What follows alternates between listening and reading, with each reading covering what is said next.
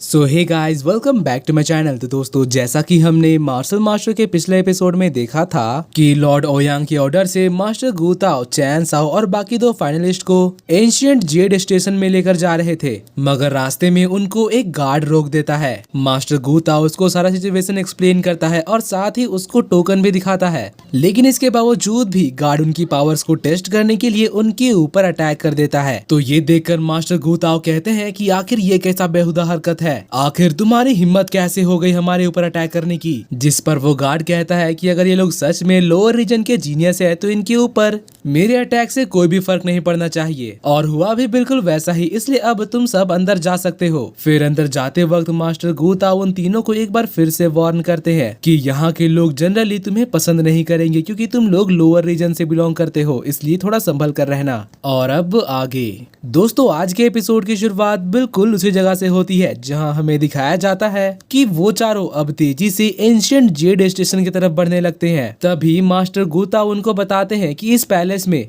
गोयू realm के सभी major forces मौजूद हैं। ये एक तरह से उनका हेडक्वार्टर है। जैसे ही गोयू रेल्म ओपन होगा मैं तुम्हें वहाँ भी लेकर जाऊंगा। फिर हमें दिखाया जाता है कि वो लोग फाइनली पैलेस के एंट्रेंस में पहुँच जाते हैं। ये जगह काफी ज्यादा शानदार थी, जिसको ये मुंह और रेड हेयर बॉय देखकर काफी ज्यादा इम्प्रेस हो गए थे। फिर वो लोग जैसे ही आगे बढ़ते हैं तभी मास्टर गाओ का एक फ्रेंड आकर उनको वेलकम करने लगता है। मास्टर गाओ भी अपने फ्रेंड से इतने समय बाद मिलकर काफी ज्यादा खुश हो जाते हैं। वो मोटा आदमी मास्टर गाओ से पूछता है कि क्या यही वो तीनों हैं जो इस बार के जोंगजाओ कंपटीशन के विनर बने हैं, जिसके जवाब में मास्टर गाओ बताते हैं कि हाँ, तुमने बिल्कुल सही कहा। वो तीनों भी उस मोटू मास्टर को झुक कर रिस्पेक्ट देते हैं। अब इसके बाद वो मोटा आदमी मास्टर गांव से कहता है कि अब जबकि तुम यहाँ पहुँच चुके हो तो चलो साथ में ड्रिंक्स एंजॉय करते हैं। मगर मास्टर गांव तो उनसे कहते हैं कि रुको, पहले मुझे इनको यहाँ पर सेटल करना है। जिस पर वो मोटू मास्टर कहते हैं कि ये तीनों जवान मर्द है, ना कि कोई छोटे बच्चे जो कि इस पैलेस में गुम हो जाएंगे।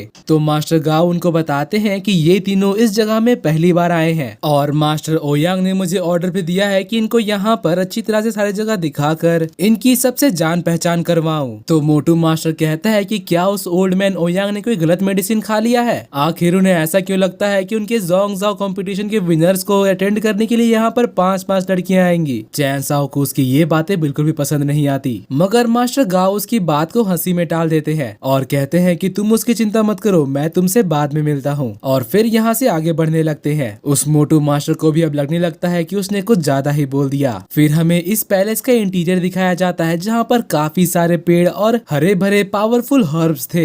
मास्टर गाओ यहाँ उनसे कहते हैं कि तुम लोग पैलेस से कम ही बाहर निकलना क्योंकि बाहर बहुत ही ज्यादा खतरा है। और फिर एक मेंशन की तरफ उंगली करते हुए बताते हैं कि तुम लोगों को यहाँ रहना है। ये मुंह और रेड हेयर बॉय तो इस जगह को देखकर काफी ज्यादा खुश हो जाते हैं। फिर मास्टर गाओ से कहते हैं कि चलो मैं तुम्हें पहले कम्युनिकेशन हॉल दिखाकर लाता हूँ। कम्युनिकेशन हॉल काफी ज्यादा बड़ा था। वो बताते हैं कि इस जगह में सभी लोग अपने अपने कंट्रीज के जीनियसेस हैं जो कि कड़ी मेहनत करके मार्शल डोमेन में आए हैं। चैन साओ और उसके दोस्तों को यहाँ पर देखकर लोग आपस में बात करना शुरू कर देते हैं कि आखिर ये लोग कहाँ से आ गए। सभी लोग यहाँ पर मास्टर गाओ को तो पहचान रहे थे मगर उन तीनों को नहीं। कुछ लोग तो ये भी कह रहे थे कि लोअर रेल्म के लोग तो बस यहाँ पर आकर भीड़ ही बढ़ाते हैं। तो मास्टर गाओ इन तीनों से कहते हैं कि तुम यहाँ पर लोगों की बातों पर ध्यान मत दो, यहाँ पर जो मैटर करता है वो है तुम्हारी स्ट्रेंथ, इसीलिए सिर्फ अपनी ट्रेनिंग पर फोकस करना। जिस पर वो लोग कहते हैं जी मास्टर। फिर आगे बढ़कर मास्टर गाओ पूछते हैं कि क्या यहाँ पर सेंट ओयांग है? तभी सेंट ओयांग बड़े स्टाइल से नीचे उतरती है। सभी लोग उसको देखकर रिस्पेक्ट से अपना सर झुका लेते हैं। ये लड़की असल में मास्टर ओयांग की रिश्तेदार है और साथ ही इस जगह की इंचार्ज भी। मास्टर गाओ कहते हैं कि मास्टर जेंगजी ओयांग, मुझे आपसे कुछ जरूरी बातें करनी है, तो क्या आप किसी और जगह में चल सकते हो? जिस पर सेंट ओयांग कहती है कि अगर तुम्हें कुछ कहना है तो फिर यही क्यों नहीं कहते, आखिर इस जगह में कौन सी खराबी है? मास्टर गाओ थोड़ा हिचकिचाने लगते हैं तो फिर सेंट ओयांग कहती है कि क्या तुम नहीं कह सकते? मास्टर गाओ अब घबरा कर कहने लगते हैं कि नहीं नहीं, ऐसी तो कोई बात नहीं है। और फिर बताने लगते हैं कि ये तीनों इस बार के जोंगजाओ सिटी के कंपटीशन के विनर्स हैं और ये जो सबसे आगे खड़ा है इसका जिसका नाम चैन साव है और इसी ने टॉप स्पॉट हासिल किया था। मास्टर ओयांग ने कहा था कि मैं इनकी जिम्मेदारी आपको दे दूं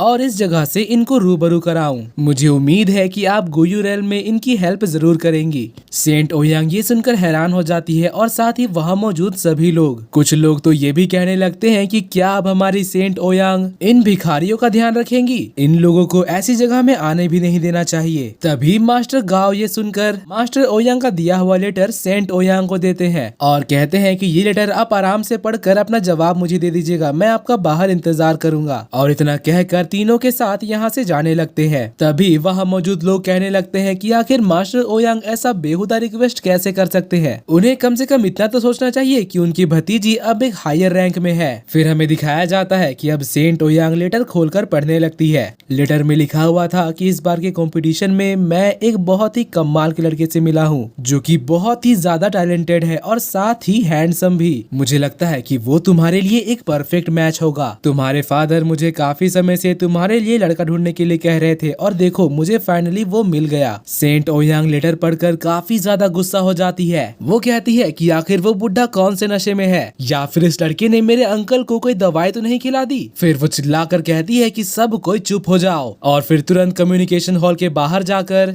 उनका रास्ता रोक लेती है और कहती है कि मुझे नहीं पता तुमने मेरे अंकल को कैसे मनाया, मगर मैं तुम्हें यहाँ से भागने के लिए 1 दिन का समय देती हूँ और अगर तुम यहाँ से नहीं गए तो आगे अंजाम जो भी होगा उसको भुगतने के लिए तुम तैयार रहना। और इतना कहने के बाद वो यहाँ से चली जाती है। वहीं बात करे चैन साओ की तो वो ये सुनकर काफी ज्यादा हैरान हो जाता है। उसे तो समझ ही नहीं आ रहा था कि आखिर यहाँ पर हो क्या रहा है। और दोस्तों इसी के साथ आज का ये एपिसोड यहीं पर खत्म होता है। अगर आपको मेरी एक्सप्लेनेशन और ये एपिसोड पसंद आए तो प्लीज वीडियो को लाइक कर देना और जाने से पहले चैनल को सब्सक्राइब करके बेल नोटिफिकेशन भी ऑन कर लेना ताकि जैसे ही इसका नेक्स्ट एपिसोड आए तो आपको सबसे पहले पता चल जाए। तो मिलते हैं आपसे अगली वीडियो में, तब तक के लिए bye bye, be happy, be safe and thanks for watching.